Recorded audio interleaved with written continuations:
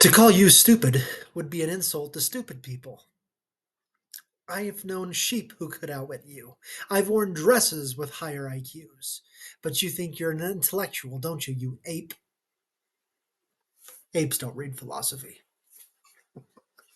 Welcome to Scotty Movies, everyone. That's a couple of lines from this today's movie, which is A Fish Called Wanda. We'll talk about it here in depth, but wanted to get you a taste for some of the lines, and I'll give a couple of other ones throughout this this review. But we're going to be talking here about this movie that is, in my opinion, the funniest movie of 1988, and maybe one of the funniest movie of the entire 80s.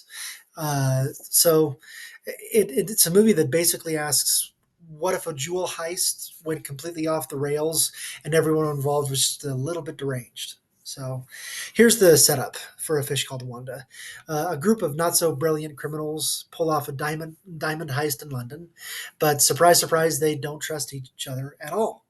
So Wanda's played by Jamie Lee Curtis is trying to double cross her boyfriend uh, by seducing their barrister, Archie Leach, played by John Cleese. Meanwhile, Otto, Kevin Kline, in absolute chaos mode, is pretending to be Wanda's brother while also being the most aggressively insecure man on earth.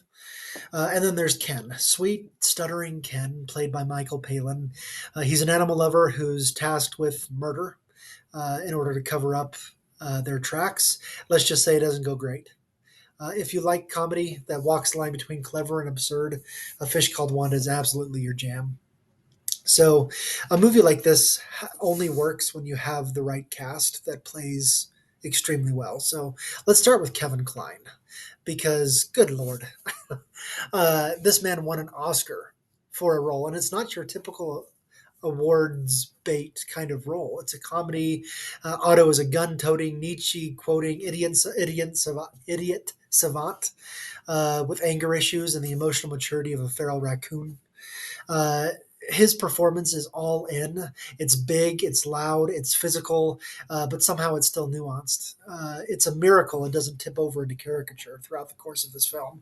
It's hilarious every single time you watch it, every single line. He is just so good in this movie.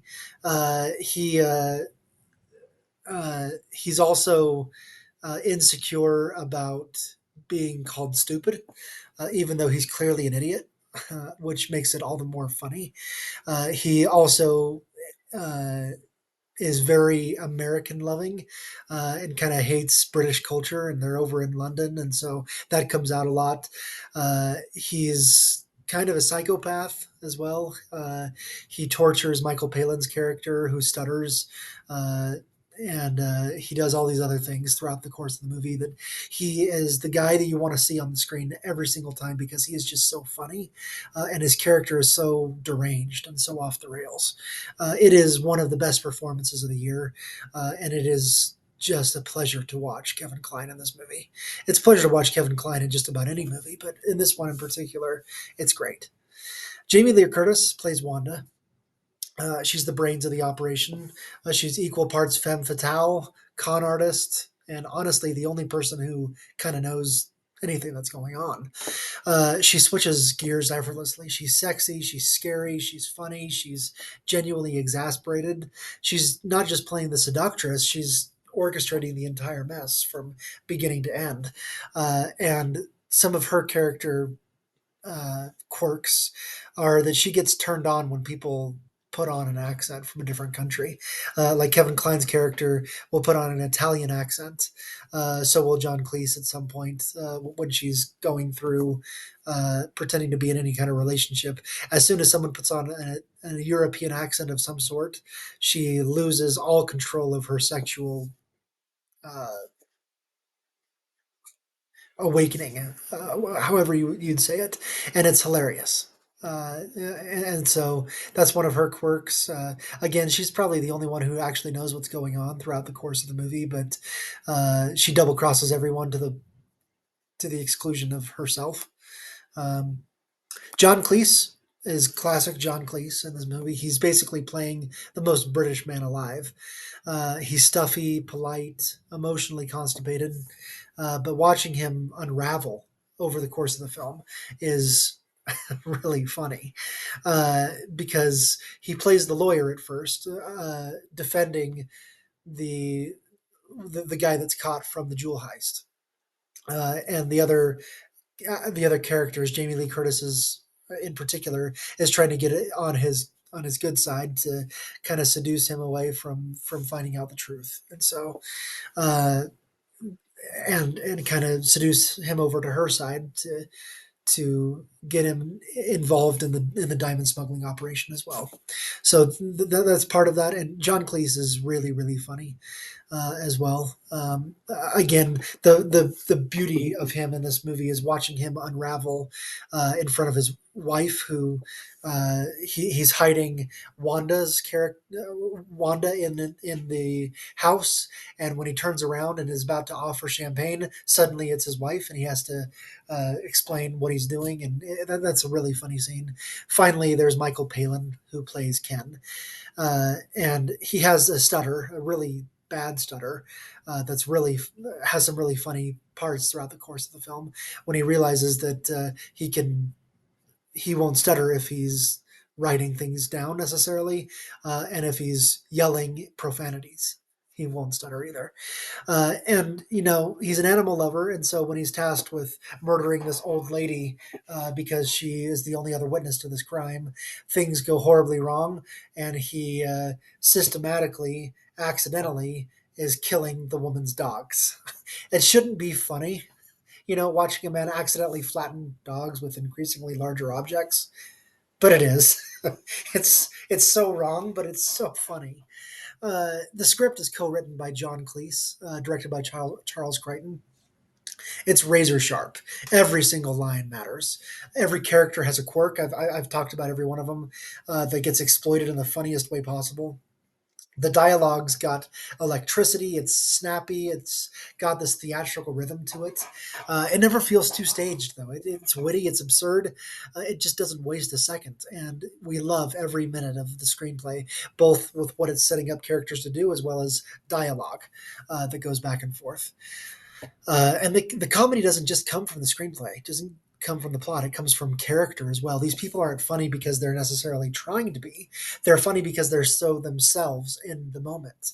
The chaos just erupts naturally around them. What's great about A Fish Called Wanda is how well it balances its tone.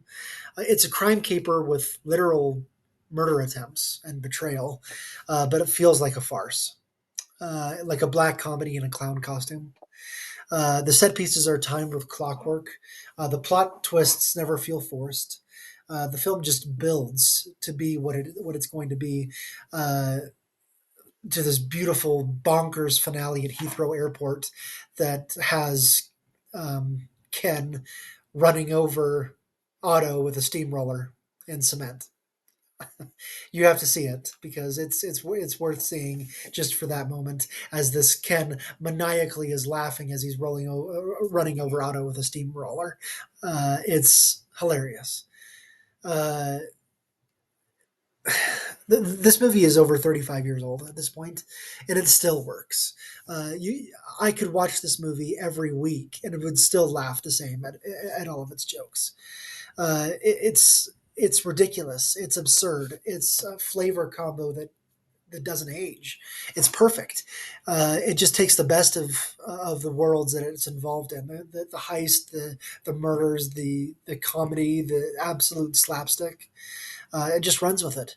Honestly, it feels weirdly fresh every single time you watch it. So here's the deal. I've mentioned this movie's plot points and characters and everything throughout. Wrapping A Fish Called Wanda up, uh, it's gold. It's comedy gold.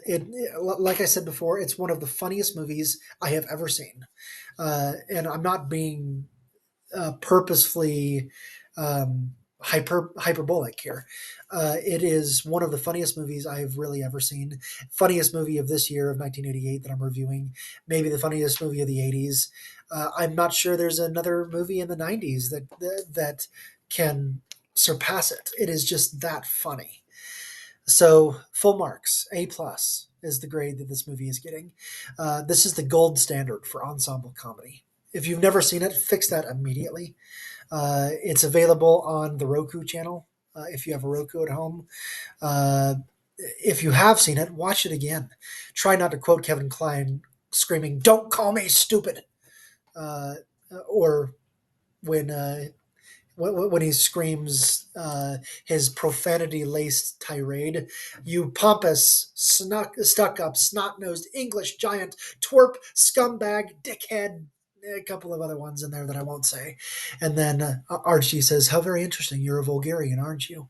And he says, "You're the Vulgarian, you bleep," which is obviously ironic and obviously funny. So you need to watch this movie as soon as you can. It is that funny. It is an A plus. Uh, you'll find yourself laughing throughout the course of this movie. So that's it for this. Have you seen A Fish Called Wanda? Did you not find it as funny as I did? Talk to me about it. What did you get from it? What other movie do you want me to review? Okay, thanks everyone.